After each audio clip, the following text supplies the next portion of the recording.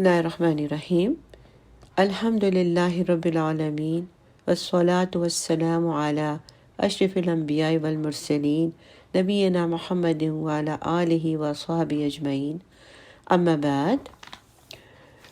اسوہ حسنہ کی روشنی میں آج ہم حضور صلی اللہ علیہ وسلم کے صحابہ کرام میں سے حضرت سلمان فارسی رضی اللہ تعالیٰ عنہ جلیل القدر صحابی کے بارے میں جانیں گے۔ حضرت سلمان رضی اللہ تعالیٰ عنہ سے حضور صلی اللہ علیہ وسلم کو بہت محبت تھی، اور ان کے بارے میں حدیث ہے، رسول صلی اللہ علیہ وسلم نے فرمایا کہ اللہ رب العالمین عز و جل میرے صحابہ میں سے 4 کے ساتھ بہت محبت فرماتے ہیں۔ اللہ نے مجھے خبر دی کہ وہ ان سے محبت کرتا ہے، اور مجھے ان سے حکم دیا کہ میں بھی ان سے محبت کروں۔ اور ان میں سے ایک جو تھے سلمان فارسی رضی اللہ تعالیٰ عنہ تھے، اور ان کا اسلام لانے کا جو واقعہ ہے بہت منفرد ہے۔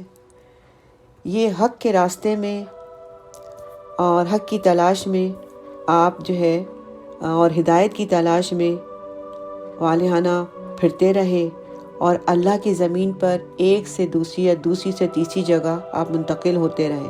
بالآخر اللہ تعالیٰ نے آپ پر خاص کرم فرمایا، اور اپنی خاص مشیت کے تحت نبی صلی اللہ علیہ وسلم کے ہجرت کر کے مدینہ آنے سے پہلے ہی چاہا کہ سلمان رضی اللہ تعالیٰ عنہ یثرب پہنچ جائیں، اور پھر جب آپ صلی اللہ علیہ وسلم وہاں تشریف لائے تو ہجرت کے پہلے سال ہی سلمان فارسی جو ہے وہ مسلمان ہو گئے۔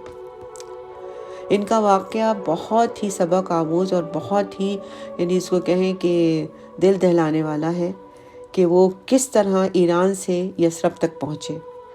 تو آئیے پڑھتے ہیں ان کے بارے میں کہ ان کا اسلام لانے کا واقعہ کس طرح ہے۔ حضرت سلمان فارسی رضی اللہ تعالیٰ عنہ اسلام لانے سے پہلے اہل فارس کے مجوسی مذہب میں سے تھے۔ فارس یعنی ایران، مجوسی مذہب جس میں آگ کی پرستش کی جاتی ہے۔ آپ رضی اللہ تعالیٰ خود بیان کرتے ہیں کہ میں ایران کے ایک مقام رام ہرمز کا رہنے والا ہوں۔ رام ہرمز عراق کے نزدیک ایران کا ایک مشہور شہر ہے۔ یہ بھی کہا جاتا ہے کہ آپ کا تعلق اصفہان سے ہے، اور آپ اصفہان کے رہنے والے تھے۔ سلمان فارسی رضی اللہ تعالیٰ کا باپ ایک بستی کا سردار تھا۔ آپ اس کے اکلوتے فرزند تھے، اور باپ جو ہے اس کی محبت میں ان کو لڑکیوں کی طرح گھر میں رکھتے تھے، باہر نکلنے نہیں دیتے تھے۔ اپنے آتش کدہ یعنی آگ جس میں جہاں جلائی جاتی ہے، آتش کدہ کی خدمت پر ان کو رکھا ہوا تھا، اور سلمان نے مجوسیت کی اتنی خدمت کی کہ ان کو خادم نام مشہور ہو گیا ان کا۔ آتش کدہ کی آگ کبھی وہ بجھنے نہیں دیتے، اس لیے جب وہ لوگ ان کی بہت تعظیم کرنے لگے اس کی وجہ سے۔ سلمان فارسی کے باپ کی ایک بہت بڑی جاگیر تھی، وہاں وہ ایک بڑے محل بنانا چاہتا تھا۔ ایک دن اپنی کسی دوسری مصروفیت کی وجہ سے اس نے سلمان کو وہاں بھیجا کہ وہ اس کا معائنہ کر کے آئے، اور اسے تاکید کر دی کہ وہ جلدی واپس آ جائے تاکہ کوئی پریشانی نہ ہو۔ چنانچہ سلمان اپنے باپ کی جاگیر کا ارادہ کرنے کے لیے نکلے، اور راستے میں ان کا گزر نصرانیوں کی عبادت گاہ میں سے ایک گرجے کے پاس سے ہوا۔ اس نے اس کنیسہ میں نصاری کی آوازیں سنی۔ وہاں پر وہ باآواز نماز ادا کر رہے تھے۔ اس کے والد نے چونکہ اسے اپنے گھر میں ایک طرح سے بند کر کے رکھا ہوا تھا، تو اس لیے اسے لوگوں سے ملاقات اور معاملات کی کچھ خبر ہی نہ تھی۔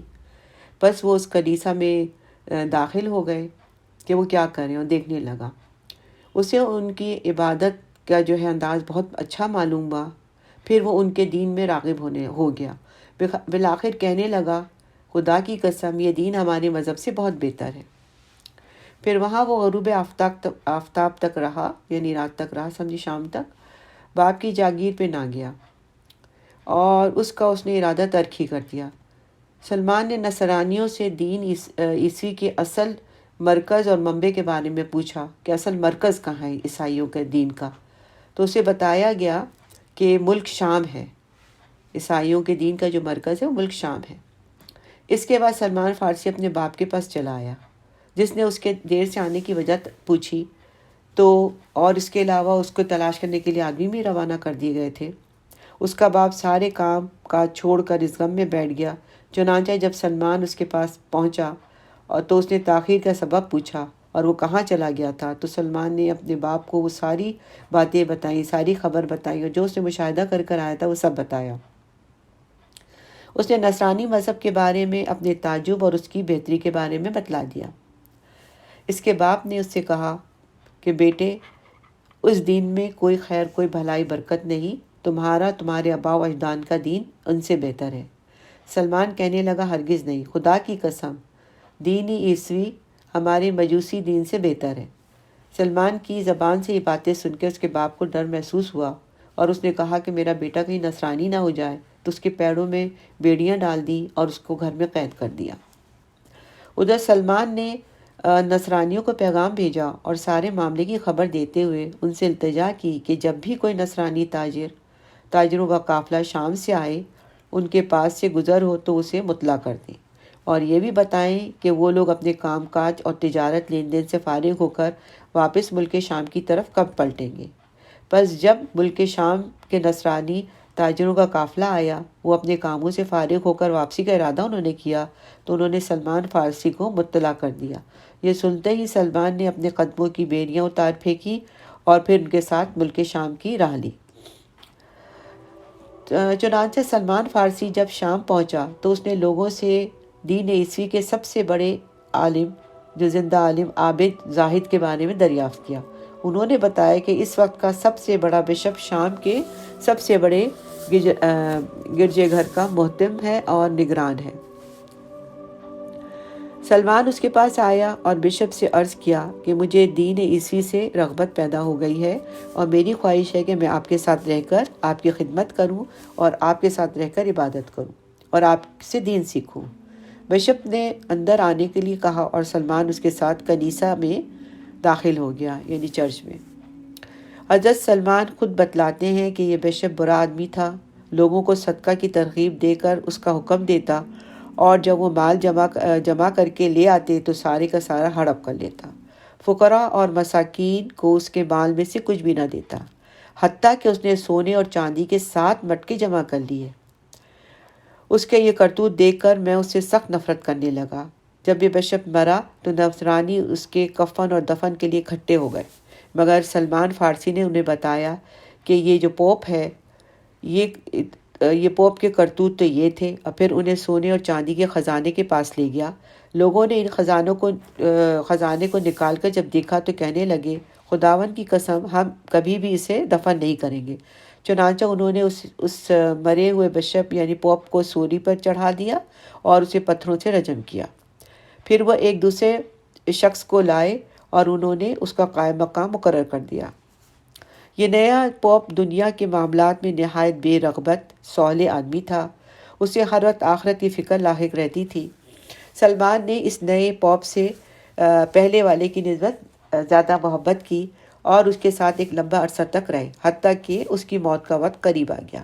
سلمان فارسی اس سے کہنے لگے کہ میں آپ کے ساتھ ایک عرصہ تک رہا ہوں اور آپ سے ایسی محبت کی ہے جو اس سے قبل کسی اور سے نہ کی تھی، اور جیسا کہ آپ دیکھ رہے ہیں کہ آپ کے بارے میں اللہ کا فیصلہ قریب آتا جا رہا ہے، تو آپ مجھے کسی شخص کے پاس جانے کی وصیت کریں اور حکم دیں۔ اس نیک آدمی نے کہا، ہاں میرے بیٹے، خدا کی قسم، جس حق کے راستے میں تھا، آج میں کسی اور کو اس راہ پہ نہیں دیکھ رہا ہوں۔ لوگ تباہ و برباد ہو گئے ہیں، اور جس حق کے راستے پر وہ تھے اسے انہوں نے بدل کے رکھ دیا ہے، اور اس حق کی راہ کے اکثر حصے کو انہوں نے چھوڑ دیا ہے۔ البتہ موصل میں ایک شخص ہے اور وہ فلاں آدمی ہے، اور وہ بھی اسی رائے حق پر ہے جس پہ میں ہوں۔ چنانچہ جب یہ پوپ فوت ہو گئے اور اس کو دفن کر دیا گیا تو سلمان فارسی موصل والے شخص کے پاس پہنچے اور ان کو ساری خبر سنائی کہ فلاں شام والے بزرگ نے اپنی موت کے وقت مجھے آپ کے بارے میں وصیت کی تھی اور میں آپ کے پاس جاؤں اور حق کا ساتھ دوں۔ یہ سن کر اس موصل والے پوپ نے سلمان کو اپنے ساتھ رہنے کے لیے کہا۔ چنانچہ آپ نے اس بزرگ کے پاس قیام کر لیا، اور اس بزرگ کو بھی سلمان نے نیک آدمی پایا اور بالکل اسی طرح صالح جیسے پچھلے بزرگ تھے۔ مگر سلمان فارسی کو کچھ زیادہ عرصہ یہاں ٹھہرنے کو نہیں ملا، ان کی بھی موت کا وقت قریب آ گیا، اور جب موت کا وقت نزدیک ہوا تو اس بزرگ سے انہوں نے پوچھا، جناب آپ کے متعلق اس بزرگ نے وصیت کی تھی کہ میں آپ سے آ کر ملوں، خدمت کروں اور علم اور معرفت سے فیض یاب ہوں، اور رب العالمین کی طرف سے آپ کے حق میں معاملہ قریب آنے لگا ہے جیسا کہ آپ بھی دیکھ رہے ہیں، تو اب آپ مجھے کیا حکم دیتے ہیں کہ کس کے پاس جانے کی وصیت فرماتے ہیں؟ تو وہ بزرگ آدمی کہنے لگے، ہاں میرے بیٹے، خداوند کی قسم، جس دین اور مسلک پر ہم تھے اس پر آج میں سوائے ایک عالم شخص کو جو مقام نصیبین میں ہے کسی اور کو نہیں پا رہا اور نہ جانتا ہوں، تم ان کے پاس پہنچ جاؤ۔ چنانچہ جب یہ پوپ بھی کا انتقال ہو گیا اور ان کو دفنا دیا گیا تو پھر سلمان جو ہے نصیبین والے بزرگ کے پاس پہنچ گئے اور ان کے پاس اقامت اختیار کر لی۔ اس نے اس بزرگ کو بھی پہلے والے دو بزرگوں کی طرح راہ حق پہ پایا، مگر یہاں بھی وہ تھوڑا ہی عرصہ رہے ہوں گے تو اس بزرگ کی بھی موت قریب آ گئی۔ سلمان نے اس بزرگ سے بھی یہی گزارش کی جو دوسروں سے کی تھی، اور ان سے بھی وہی سوال کیا جو اس سے پہلے کہ آپ مجھے کسی کا نام بتائیں۔ تو اس بشپ نے سلمان سے کہا، ہاں بیٹے، خداوند کی قسم، ہمارے دین میں آج ہم کسی شخص کو نہیں دیکھ رہے سوائے اموریہ کے فلاں مرد صالح کے، جس کے پاس جانے میں تمہیں وصیت کر سکوں گا، اور وہ بالکل اسی رائے حق پر ہے جس پر ہم تھے، اگر پسند کرو تو اس کے پاس پہنچ جاؤ۔ جب ان کا بھی انتقال ہو گیا اور ان کو کفنایا دفنایا گیا تو سلمان فارسی جو ہے اموریہ والے بزرگ کے پاس پہنچ گئے اور انہیں سارے واقعات کی خبر دی، پھر انہیں کے پاس مقیم ہو گئے۔ اس اموریہ والے بزرگ کو بھی انہوں نے پچھلے تینوں اصحاب کی طرح راہ راست پر پایا۔ سلمان نے اس بزرگ سے بہت سارا علم و معرفت سیکھا، دین عیسوی کے وہ بہت بڑے عالم بن گئے، اور یہ کہ اس کے پاس یہاں دنیاوی مال بصورت گائے بھیڑ بکریوں کے بہت خوب مال بھی ہو گیا تھا۔ پھر جب ان کا بھی انتقال ہو گیا، اس پوپ کا بھی انتقال ہو گیا، تو مطلب قریب آئی موت ان کے، تو سلمان فارسی نے ان سے بھی درخواست کی کہ مجھے بتائیے میں کس کے پاس جاؤں۔ انہوں نے کہا کہ ہاں بیٹے، اللہ کی قسم، آج میں روئے زمین پر کسی عالم کو اس دین عیسوی اور رائے حق پر نہیں دیکھ رہا ہوں جس پر ہم تھے، اور میں آپ کو حکم دوں گا کہ فلاں شخص کے پاس جاؤ۔ ہاں البتہ اب زمانہ اس آخری نبی کی بعثت کا آ گیا ہے جو دین ابراہیمی پر بھیجا جائے گا۔ وہ عربوں کی سرزمین میں ظاہر ہوگا اور ہجرت کرتے ہوئے دو پتھریلے میدانوں کے درمیان کھجورے والے علاقہ یثرب کی طرف ہجرت کرے گا۔